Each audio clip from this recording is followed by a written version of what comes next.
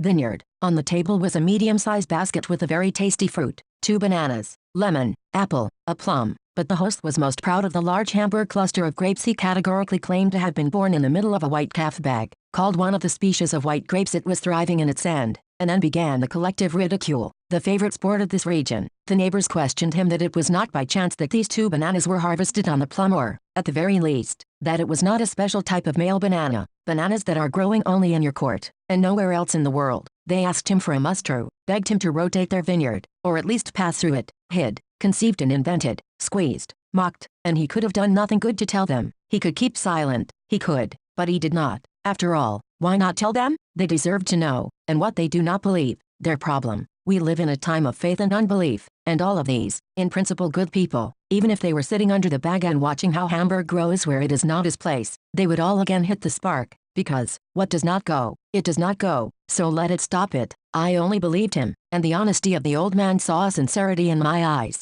He did not know how to read the books, but he knew how to read people, and no one could surpass him. I did not question him how he achieved it. I did not mock him. I just ate the grain. I was silent. See, son, he started. In Germany there is a city that is also called as this cluster, Hamburg, and these are monkey climbers. We'd rather clean the shit in that Hamburg, but to dig up the vineyard here, on their own land, sometimes they force them to work. Now they go voluntarily. Remember son, this is the last thing I pointed out to you. Shit is shit, and the grapes are grapes, both in the alien and at home. But man is not a man everywhere. Remember, since then I've never seen him alive again. Instead of flowers, I laid a small grape of black grapes on the grave. I remembered his words. Man is not everywhere man, but he can remain a man and when he no longer exists, who says he's gone? It's in my heart, and in every grain of my vineyard, his vineyard, which he left me in disrepair, and words from memory. There are even among you as you read these lines,